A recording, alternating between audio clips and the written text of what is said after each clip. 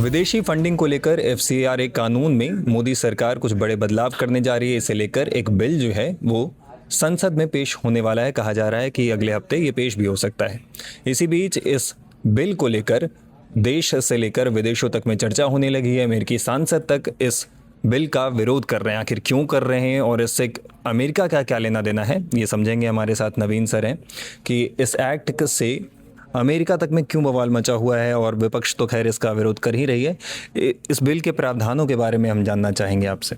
देखिए, सबसे पहली बात जो आपने पूछी कि विरोध को लेके, तो विरोध करने की वजह यह है कि जिस तरीके से आप जो है ना पपेट जो पालते हैं किसी भी रूप में, पॉलिटिकल इंस्ट्रूमेंट होते हैं, कुछ एनजीओ के नाम पे होते हैं, जो पूरी दुनिया में जिस तरीके के ऑपरेशंस करने के लिए या कोवर्ट ऑपरेशन के रूप में जिसको एफबीआई या अमेरिका की खुफिया एजेंसियां करती हैं, उनमें इस्तेमाल होता था एनजीओस का, जिस पे लगाम लगाने की कोशिश जो है मोदी सरकार ने काफी समय से की है। और ये सिलसिला जो है सन 2015 में शुरू हुआ था। और सबसे पहले आपने सुना होगा कि ग्रीन पीस, जो दुनिया की बहुत बड़ी एनजीओ मानी जाती है पूरी दुनिया में, जो वो करते हैं मतलब विरोध प्रदर्शन इस तरीके को लेके, जो बड़ी डेवलपमेंट परियोजनाएं हैं और उनको लेके, तो वहां से ये सिलसिला शुरू हुआ था। और वो 2015 से चलते चलते ये आज लड़ाई 2026 तक आ पहुंची है। और स्थितियां ये हुई हैं कि भारत में एनजीओ का रजिस्ट्रेशन बहुत बड़े पैमाने पे, बहुत सारे जो एनजीओ हैं उनका पंजीकरण रद्द हुआ। और खासकर उनको जिनको विदेशी मदद मिलती थी, विदेशी चंदा मिलता था, उन पे लगाम लगाने की सरकार ने कोशिश, क्योंकि सरकार को जो आईबी ने रिपोर्ट दी और बहुत सारे हमारे जो देश में आंदोलन चलते थे या जिस तरीके की विकास परियोजनाओं को लेके सालों लोग बैठे रहते थे उन चीजों में, तो वो वित्त पोषण को लेके सरकार ने इस तरीके का देखा कि भाई ये अफेक्टेड है कहाँ से, ये फ्यूल सप्लाई हो कहाँ से रहा है, और ये पूरी तरह रेगुलेट करना। जो रेगुलेटर जैसे हम देखते हैं ना सिलेंडर में कि भाई आंच कितनी तेज होगी और कितनी धीमी होगी और कितनी चाहिए, तो ये डिपेंड करेगा भाई उसको रेगुलेट करने की। विदेशी फंडिंग आ रही है तो कितना हमारे देश के हित में हो रहा है काम और हमारे देश के खिलाफ कितना हो रहा है, वो रेगुलेट करने की सरकार की कोशिश। और उनके पास जो खुफिया जानकारियां हैं, क्योंकि सरकार कोई भी हो या कोई भी देश हो, वो सबसे पहले अपने हितों का ख्याल रखता है, अपने लोगों के हितों का ख्याल रखता है, उसके बाद वो दूसरे को ख्याल रखता है। तो जिस हिसाब से मोदी सरकार शुरू से कहती आई है कि हम जो है नया भारत है ये, और हम अपने हिसाब से काम करेंगे, हमें अपनी स्वायत्तता, अपने जो आज़ादी है, हमारे देश के लोगों का हित किस में है, हम सबसे पहले उसके बारे में ध्यान देंगे। चाहे फिर उसके बाद हमें किसी से भी सामना करना पड़े, चाहे वो अमेरिकी सांसद आज जवाब मतलब इसके बारे में खिलाफ बोलने लगे, क्योंकि बिल अभी भारत में पेश नहीं हुआ। फाइनल अमेंडमेंट जो आए हैं, बदलाव जो हैं, उनके बारे में हम आगे बात करेंगे। लेकिन अभी देखिए कि स्थितियां ये हैं कि अगर वो स्थितियां बनती हैं तो इससे खासकर जो कोवर्ट ऑपरेशन करने या जिस तरीके से पीछे से किसी भी चीज को सपोर्ट करना और पॉलिटिकल पार्टीज को फंड करना या नक्सलवादियों को समर्थन करना या आतंकवादियों को समर्थन करना या धर्म परिवर्तन को लेकर समर्थन करना या और तरीके की चीजों से, तो जो लोग डर किनको है, जो भेड़िए मतलब भेड़ की खाल में जो भेड़िए बैठे थे ना, उनको डर है। डर उनको नहीं है जो लोग ईमानदारी से काम कर रहे थे, क्योंकि अभी भी ये नियम जब से लागू हुए हैं भारत में 28% एनजीओ जो हैं उनके पास अभी भी एफसीआरए है। बिल्कुल। कौन है ये, अब ये बात स्थितियां क्लियर नहीं कि भाई उनका एफिलिएशन क्या है, वो किस तरीके के काम कर रहे हैं, ये पूरी चीजें डिक्लेयर नहीं है, क्योंकि सवाल तो विपक्ष भी उठाएगा और लोग भी उठाएंगे। और कांग्रेस पार्टी भी इस पे सवाल नहीं उठा पाएगी, क्योंकि 1976 में जब इमरजेंसी का दौर था, पहली बार एफसीआरए तभी आया था कि ऐसा ना हो कि भारत को अस्थिर करने के लिए या उस तरीके की। लेकिन अब जो कह रहे हैं कि कांग्रेस सवाल नहीं उठाएगा, बिल्कुल उठा चुका है। केसी वेणुगोपाल आज ही बोले हैं कि इस बिल का विरोध होगा। नहीं, बिल्कुल होगा, लेकिन आपके देखिए ना कि आपको जब ये तो सिलेक्टिव पॉलिटिक्स है ना, मतलब जब आपकी सत्ता है, आपकी सरकार है और आपकी सरकार अस्थिर होगी तो फिर आप क्या करेंगे, तो आप भी रेगुलेट करेंगे। बिल्कुल बिल्कुल। आंच कितनी है, मैं वही बात कह रहा था कि हम तो गैस सिलेंडर से, हम तो रेगुलेटर एक वही सुनते आए हैं बचपन से, तो वो आंच कितनी है राजनीतिक, उस राजनीतिक आंच को कितना हमारे लिए जरूरी कि खाना हमारा जल तो नहीं जाएगा, हम उस आंच को रेगुलेट कहीं ना कहीं तो करेंगे ना। एक मैं सिंपल सा एग्जांपल भी आपसे मैं चाहूंगा कि उस पर और अच्छे से डिटेल में बताएं दर्शकों को। जैसे आपने अभी बांग्लादेश और नेपाल की बात होती है कि उन जगहों पे जो है फंड किया गया था, है ना, प्रोटेस्ट को फंड किया गया था ताकि तख्ता पलट हो सके। इस तरह का भारत में भी कुछ प्लानिंग हो सकता था, अगर इस तरह से अगर फंडिंग आते रहे तो किया जा सकता है। नहीं, बिल्कुल। देखिए, एक काउंटर आर्ग्यूमेंट जो है इस एक्ट के खिलाफ जो आया है, उसमें कहा गया है कि सिविल सोसाइटी खत्म हो जाएगी। सिविल सोसाइटी के पावर खत्म हो जाएंगे, क्योंकि उनका ये कहना है सीधे कि विरोध की आवाज को दमन करने के लिए यह एक्ट लाया गया है कि सरकार अपने किसी भी काम और किसी भी एक्ट के खिलाफ विरोध की आवाज नहीं सुनना चाहती। और विरोध की आवाज कौन कर रहा है? देश के लोग हैं, ठीक है।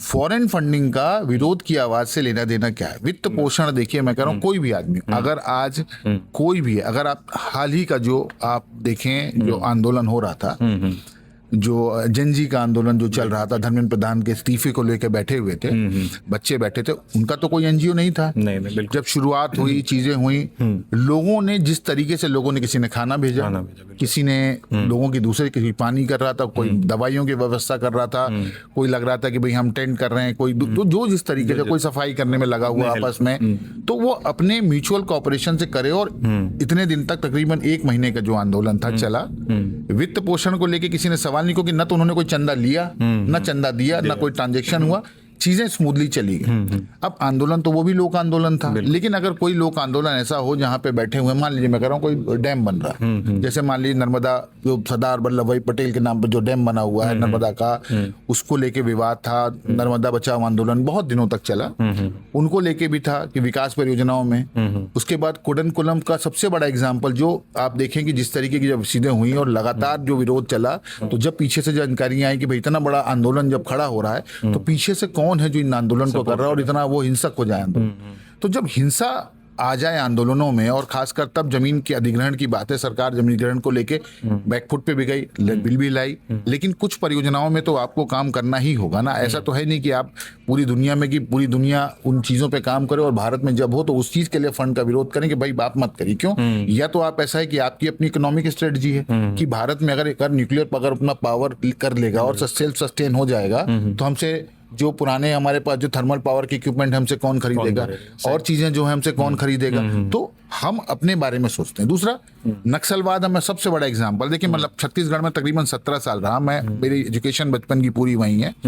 मेरे दोस्त वहाँ के लोगों को देखा, खासकर जो इलाका है जहाँ पे धर्मांतरण करा और जिन चीजों को देखने की बात है, जहाँ से छत्तीसगढ़ के मुख्यमंत्री आते हैं, कुनकुरी उनका इलाका है और जशपुर का इलाका है, मेरे भाई की पैदाइश वहाँ की थी। तो वो चीजों पर जब हमने देखा, तो वहाँ पे जिस तरीके से, चाहे मिशनरीज हो, चाहे वो दिलीप सिंह जुदेव थे जो धर्मांतरण के खिलाफ उतरे, वो तो राजघराने के थे, जशपुर राजघराना जो था, और वो वहां के सांसद भी रहे, राज्यसभा से रहे। और जब वो लोग रहे वहां से विरोध, अगर आवाज वहां से उठ रही धर्मांतरण के खिलाफ, तो कहीं ना कहीं, और वहां पे देखिए कि कुनकुरी में जो चर्च है, मैं उसी स्कूल में, वहां का मिशन स्कूल में पढ़ा हूँ, रोमन कैथोलिक डायसिस विद्यालय कुनकुरी के नाम से वहां पे जो पूरा है वहां चलता है, और नॉर्थ इंडिया का सबसे बड़ा रोमन कैथोलिक चर्च जो है वहां पे। अब उसके इर्द गिर्द जितनी जगह, जैसे देखिए आप गुमला है जो जशपुर के उस पार पड़ जाता है, जो झारखंड में है, इस तरफ की तरफ आप देखेंगे तो पूरा जो रायगढ़ की तरफ इलाका है, जो धर्मजयगढ़ और जशपुर के पास इधर पड़ते हैं, और कौन 2-3 जो और है जो बाद में जिले, सरगुजा का जो इलाका है पूरा, उन इलाकों में बड़ी संख्या में कन्वर्टेड क्रिश्चियंस है और वो हिंदू थे। अब उन जगहों पे उस पुराने चर्च की क्या भूमिका है, क्या नहीं रही, इसको लेके हमने नहीं कभी, हम सीधे तौर पे भी नहीं बोलते हैं भाई क्यों, क्योंकि हम तो वहां पढ़े, हमको कभी इस चीजों का फेस नहीं करना पड़ा, क्योंकि हम उन्हीं स्कूलों में पढ़ के बड़े, भाई हम 8वीं 10वीं 9वीं क्लास तक वहीं पढ़े, हमें इस चीज को अफेक्ट नहीं पड़ा, क्योंकि हम एक गवर्नमेंट एम्प्लॉय के बच्चे थे, हम पढ़ रहे थे, हमें कोई, लेकिन जो जो बच्चे पढ़ रहे थे उन लोगों को भी देखा कि भाई उस तरीके की चीजें हुई, तो आवाज उठी, दिलीप सिंह जुदेव आए, आवाज धर्मांतरण के खिलाफ उठी। आज जब देखेंगे जो मुख्यमंत्री हैं वो भी इसी में थे कि वहीं इसी चीज से आए कि भाई वहां पे जो कन्वर्जन के खिलाफ उन्हें आवाज उठाई। तो अगर वहां पे अगर वित्त पोषण इस पर्पज के लिए हो रहा था, स्कूल चला रहे हैं वहां, देखिए अंबिकापुर में, सरगुजा में एक स्कूल है, होली फैमिली स्कूल, बहुत पुराना स्कूल है, बहुत लोग हैं जो मीडिया इंडस्ट्री में यहाँ भी पढ़ते हैं, वहाँ के पढ़े, और स्कूल में वैसी रायगढ़ जिले में जाइए, वहाँ पे कार्मल स्कूल है, बहुत नामी स्कूल है। उसके बाद आप जाएंगे तो जो स्कूल की मैं बात कर रहा हूँ कुनकुरी में, वो सेंटर है। आप उसके बाद तो वो पूरा का पूरा जो इलाका है, उस इलाकों में इन चीजों को फैली, बाकी जगहों पे क्यों नहीं फैली, सिर्फ आदिवासी इलाकों में ही क्यों? आप अगर इसकी तरफ आगे आ जाइए, जैसे ही आप पार करेंगे रायगढ़ का इलाका और आप बिलासपुर की तरफ आइए, कम मिलेंगे आपको। अब और आगे आइए, जैसे शहडोल की तरफ आइए, इस तरफ जब बढ़े तो रेलवे ट्रैक पे ही हम बढ़ रहे हैं, हम इधर उधर भी नहीं जाते। एजुकेशन भी एक एजुकेशन में अगर आप काम कर रहे हैं और उसकी फंडिंग आपकी रुकेगी नहीं, क्योंकि तब भी स्कूलों में था, बच्चों में जब हम स्कूल में छोटे थे तो दलिया और दूध पाउडर वो सब में लिखा होता था US एड करके, आपने देखा होगा, तो उस तरीके के बहुत सारे स्कूलों में मिला करता था, वो चीजें मिलती थी और वो चीजों को कभी किसी ने सवाल नहीं उठाया। लेकिन जब ये हस्तक्षेप राजनीतिक तौर पे और खासकर उस चीजों में बढ़ने लगे जिसको हमने अर्बन नक्सल नाम दिया, चाहे वो विपक्ष के लोग ही हों, लेकिन अगर इस तरीके से यूनिटिक तरीके से आप वो पैसा देके एक रणनीतिक तरीके से वो मूवमेंट क्रिएट करना चाहते हैं जो देश के खिलाफ है। मैं ये नहीं कहता हूं कि आप आवाज मुखर नहीं, आवाज को अपनी बुलंद करने के 100 तरीके हो सकते हैं और भी तरीके हैं, और अब तो टेक्नोक्रेट जमाना है, चीजें आ गई हैं और आप उस तरीके सोशल मीडिया पे भी बनाते हैं, चीजें माहौल बनता है, करते हैं, और ऐसा तो होता नहीं कि नहीं आपकी आवाज दबा दी जाएगी कि हमारी किसी टीवी में ब्रॉडकास्ट नहीं हुआ या हम देख नहीं पाए या हमको जो है मीडिया मेन स्ट्रीम मीडिया में स्पेस नहीं मिल रहा। अगर आपकी बात में दम होगा तो चीजें सामने आ जाती, दूध का दूध पानी होने में देर नहीं लगती। लेकिन अगर उन चीजों का उपयोग खासकर राजनीतिक तौर पर इलेक्शंस में, अगर आप मान लीजिए कि मोदी सरकार 15 साल से विपक्ष विरोध कर रहा है, अब आपके पास फंडिंग की कमी है, अब आपको लगता है कि भाई हमको कहीं से मिले, हमको सपोर्ट मिले, हम करें, अब वो आप फंड लाएंगे कहाँ से? या तो हवाला के थ्रू लाइए, हवाला के थ्रू का जो काम चलता है वो चल रहा है, जैसे चलता था वो चला रहे हैं, सरकार जितना रोक पाती रोकती नहीं, होता तो बहुत सारे तरीके डेवलप हो जाते हैं। लेकिन हवाला नहीं है और एनजीओ के थ्रू अगर आप पैसा ले रहे हैं, और आपने क्या करते थे, जो एनजीओ चलाने वाले लोग थे, कानूनी तौर से आप ला रहे हैं, गैर कानूनी तरीके तो गैर तरीके से, और कानूनी तौर पर अगर आप एनजीओ चला रहे हैं तो आपकी अपनी गाड़ी, आप उसका जो है रोज का किराया ले रहे हैं, आपका अपना घर, आप उसमें ऑफिस चला के उसका रेंट ले रहे हैं, वो सारी चीजें आपने, तो सरकार ने क्या कहा कि 20% ज्यादा आप एडमिनिस्ट्रेटिव खर्च नहीं कर सकते। मैं यही जानना चाह रहा था कि अब क्या क्या बदलने वाला है इससे। आपने क्या किया कि विदेश यात्रा कर रहे हैं, एडमिनिस्ट्रेटिव खर्चे में दिखा रहे हैं उसको, लेकिन अब कहा कि आप 20% से ज्यादा पैसा अब आप खर्च नहीं कर पाएंगे। अब आपके पास 20% एडमिनिस्ट्रेटिव रसी और आप लगाम नकेल कस दी गई। अब नकेल कसी के भी तो भाई आप कोई भी हो तो आपको समझ में आता है कि भाई अब इतने में तो हमारा खर्च चलेगा नहीं, क्योंकि आपने पैर पसारे हुए हैं, आपको रोजगार चलाना है, खर्चे लगाना है, तो वैसे ही एम्प्लॉय की संख्या कम होगी। बहुत सारे एनजीओ के साथ कार्यकर्ताओं से ज्यादा उनके पेड लोग होते थे, जो लोग उनके खर्चे पे थे उनके साथ काम कर रहे हैं, वहीं रह रहे हैं, वो आंदोलन भी कर रहे हैं, तो वो पेड कार्यकर्ता कम हुए और चीजें कम हुई। अब आपको दिखाना है कि मैंने किताबों पे खर्च कहाँ किया। अगर आप ये कह रहे हैं कि हमने स्ट्रीट्स में चिल्ड्रन को पढ़ाने के लिए खर्च किया, तो उसके सबूत क्या है, कहाँ स्थितियां हुई, कैसे खर्च किया, कैसे वो चीजें हो रही हैं, आपने उसको एनरोल, ओके, अब बच्चा एडमिशन लेता है या आप मान लीजिए स्ट्रीट पे पढ़ा भी रहे हैं, तो वो भी आपको शो करना पड़ेगा कि कैसे कर रहे हैं। और उसमें भी एक सिपा सरकार ने नया नियम ला दिया है कि भाई एक समय अवधि में ये पैसा खर्च करना है। जैसे सरकार का बजट है कि भाई 5 साल के लिए हमने आपको पैसा दिया, अगर नहीं हो गया तो लैप्स हो गया, और आपको लाइसेंस पहले मिलता था अनिश्चित काल के, अब आपको हर 5 साल में उसको रेगुलेट करना, रिन्यू कराना है। अगर आप पैसा नहीं खर्च कर पा रहे हैं और आपने उस पैसे को डाइवर्ट किया तो आपको उस पर बैन लग जाएगा। अब वो पैसा जो आया था वो भी अब आप खर्च नहीं कर सकते। क्यों? क्योंकि अकाउंट एक बनेगा, क्योंकि एसबीआई का जो नई दिल्ली की मुख्य शाखा है वो अकाउंट खुलता है, और शायद मैंने जो सुना है कि नोएडा में जो है वो उसको रेगुलेट करके एडमिनिस्ट्रेटिव यहाँ पे काम होता है, लेकिन खाता खुलता उस नाम से है। अब उसमें जो चलेगा तो एक ही जगह पे पूरे भारत के जितने एनजीओ हैं, कहाँ से पैसा आ रहा है, कहाँ आप इंटरनेशनल ट्रांजेक्शन करते हैं तो स्विफ्ट ट्रांजेक्शन कोड उसमें है कि ये अमेरिका से आया, ये यूरोप से आ रहा है, ये स्वीडन से आ रहा है, या नॉर्वे से आ रहा है, या अमेरिका से आ रहा है, या मैक्सिको से आ रहा है, कहाँ से पैसा आ रहा है। तो एक ही जगह पे जब दिख रहा है तो एडमिनिस्ट्रेटिव तो सरकार की तो नजर हर जगह है कि कब पैसा कहाँ से आया और कहाँ खर्च किया गया। तो जब आप खर्च करेंगे तो भी दिख रहा है। सरकार ने जब डिजिटल इंडिया का मामला जब हुआ और उसके बाद जब नोटबंदी हुई तो कहा कि 50,000 रुपए से ज्यादा कैश का ट्रांजेक्शन नहीं कर सकते आप, कैश के अलावा। अब 50,000 से कम का ही करना है तो सब आपको चेक में करना है, तो वो ट्रांजेक्शन दिख रहा है कि आपने पैसा दिया तो कहाँ दिया, कहाँ से कहाँ जा रहा है। अब ये परेशानियां जो है सबसे बड़ी कि भाई अब पैसे का पाई का हिसाब आपको देना पड़ेगा। तो अब लोगों को ये जो है ना कि जिन लोगों को जीवन भर से जो जिनका नाम जो लोगों ने कहा कि भाई ये जो है चंदा जीवी, जिनको मोदी जी कई बार आपने देखा होगा कि आंदोलन जीवी, चंदा जीवी, जो उस तरह की जो चीजें कही गई थी, तो कहीं वही वर्ड अभी जो राम मंदिर के मामले में भी इस्तेमाल कभी कभी हो जा रहा है। लेकिन वो चंदा जीवी वाली स्थितियां जो हैं कि जो लोग सिर्फ चंदे पे और विदेशी फंडिंग पे ही जीवित थे वो थे। आप देखिए आंदोलनों की संख्या में कमी, जब आपको पैसा ही नहीं मिल रहा बाहर से तो आप आंदोलन करेंगे क्या और कैसे फंड करेंगे। और कहीं पे भी परियोजनाएं हो रही हैं, कहीं पे भी अधिग्रहण हो रहा है, बहुत सारी इरेगुलरिटीज की खबरें आती हैं कि सरकार जो है दबाव देके अधिग्रहण कर रही, जमीन लोग नहीं है। लेकिन बावजूद इसके कि भाई कहीं ना कहीं तो आपको विकास के साथ कदम ताल करनी ही पड़ेगी, क्योंकि आबादी इतनी ज्यादा है। हम आज लड़ किस बात के लिए, आज अगर जनजी का आंदोलन हुआ तो किस बात पे हुआ कि भाई पेपर लीक हो रहा है और हमको फेयर चांसेस नहीं मिल रहा। बात वहां भी ट्रांसपेरेंसी की थी बिल्कुल। कल आप फिर ट्रांसपेरेंसी की बात की, पढ़ाई में ट्रांसपेरेंसी चाहिए, नौकरी में ट्रांसपेरेंसी चाहिए। तो अगर देश को चलाने में अगर विदेश के लोग अगर भारत को अस्थिर करने की कोशिश करें, तो कोई भी सरकार हो, चाहे वो नरेंद्र मोदी की सरकार हो, चाहे वो पहले मनमोहन सिंह की सरकार रही हो, चाहे वो किसी की सरकार हो, या इंदिरा गांधी की सरकार, चाहे आपातकाल के समय रही हो, बिल्कुल। अगर आपने रेगुलेशन का तरीका कोई ढूंढा और आपको लगा कि भाई हमें ये चीज मॉनिटर करना चाहिए, दूसरे देशों में भी तो हो रहा है, दूसरे देशों में होता है, अमेरिका में अपना अलग करता है, हर देश में है, सबको मालूम है। कल अगर आप बोलें कि भाई भारत में जैसे चर्च बन रहे हैं, मस्जिदों की संख्या बढ़ रही है, कोई कहीं जाता है, सही बढ़ रहा है, अगर ऐसे ही कहीं आके और दूसरे देश में जाके मंदिरों की संख्या बढ़ने लगे, आप कहेंगे भाई भारत से आ रहा है, एनजीओ का पैसा है, विश्व हिंदू परिषद दे रहा, मान लीजिए अगर ये बात हो जाए कल, तो क्या आप इसको एक्सेप्ट कर लेंगे? बिल्कुल सही बात, बिल्कुल। तो हर किसी देश का अपना एक संविधान है, अपने तौर तरीके हैं, और हमको किस हद तक चीजों को करना देना। देखिए, एक बचपन में भी हमने पढ़ा होगा कि आपकी आजादी वहां खत्म हो जाती है जहां से मेरी नाक शुरू होती है। अगर मेरी नाक की बात आई और मेरी साख और मेरी आइडेंटिटी की बात आएगी तो मैं सवाल उठाऊंगा। अब विरोध करने की बात है कि अगर प्रेशर ग्रुप की बात है कि भाई प्रेशर ग्रुप समाज में होना चाहिए, लेकिन प्रेशर ग्रुप वित्त पोषित दूसरे के पैसे से होगा, ये ठीक नहीं। आपको अगर लगता है आंदोलन है भारत में करना है, करिए। बात आदिवासी इलाकों की अगर आती है तो आदिवासियों के पास, उनके पास है अपना तरीका। अगर आप करते हैं तो ऐसा तो नहीं होता कि बिल्कुल नेग्लेक्ट है और कोई भी मीडिया उनको कवर नहीं करता। मेन स्ट्रीम मीडिया में आता है, नहीं आता, ये चीजें अब सोचने की जरूरत आ गई, क्योंकि जनजीय आंदोलन के बाद मीडिया को भी आईना दिखाया गया कि भाई आप किस तरफ जाना चाहते हैं। क्या आप लोकहित का काम कर रहे हैं या सरकार के हित का काम कर रहे हैं? आपको लोकहित की बात भी दिखानी पड़ेगी, क्योंकि लोकहित ही सबसे इंपॉर्टेंट है। वही आपको भी मनाते हैं। अगर सरकार की आइडेंटिटी सरकार, तो आपका चैनल भी अगर लीड करता है तो लोकहित की बात करेंगे, लोगों के फेवर है, लोगों के हित की बात दिखाएंगे, तभी तो आपके लोग व्यूअरशिप बढ़ेगी। तो वो आईना भी दिखा दिया। तो किसी भी स्थिति में ये परेशानी तो नहीं खड़ी होगी ना कि भाई आप आके बैठे और बोलें कि पैसा कहाँ से आ रहा है, हम नहीं बताएंगे। पैसा का उपयोग कहाँ करेंगे, हम नहीं बताएंगे।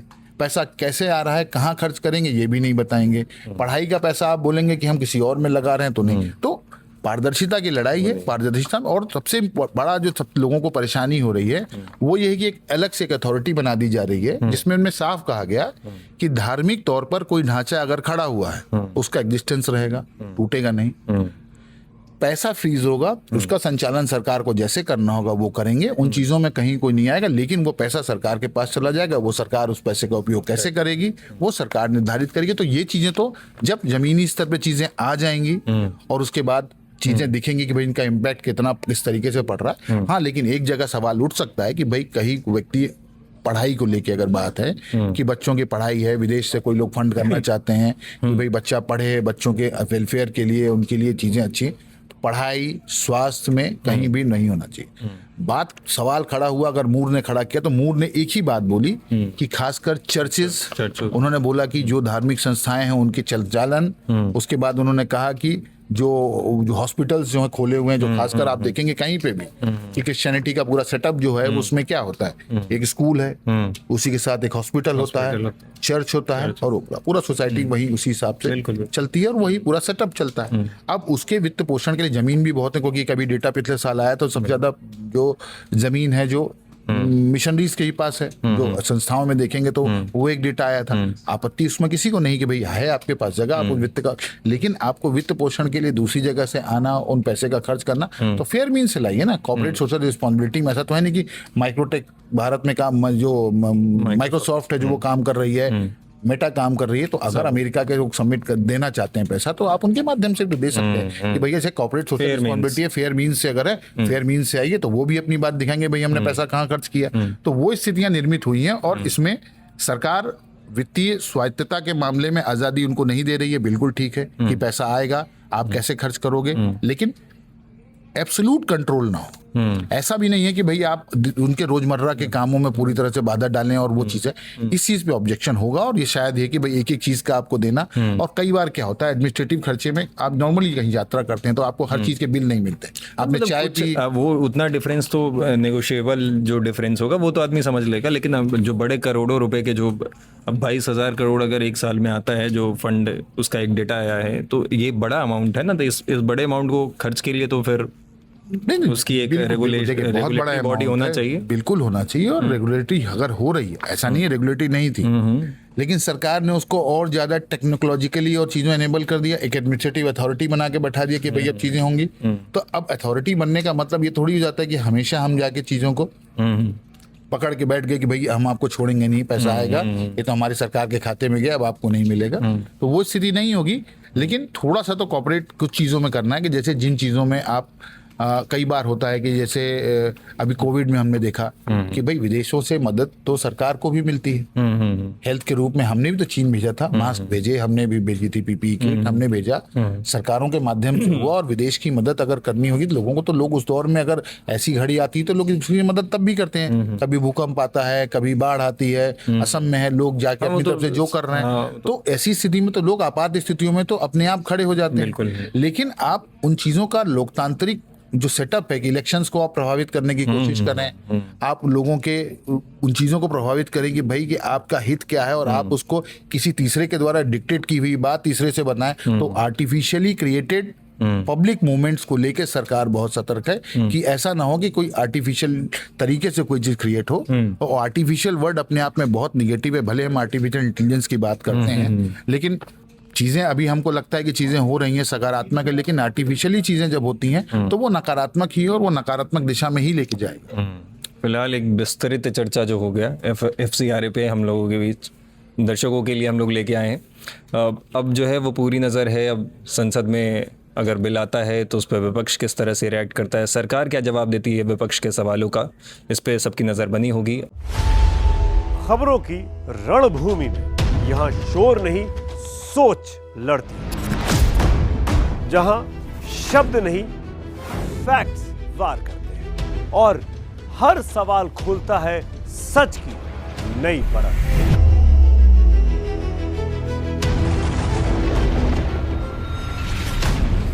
चक्रव्यूह आपके अपने सुमित अवस्थी के साथ सोमवार से शुक्रवार शाम 6:57 पर टाइम्स नाउ नव भारत पर।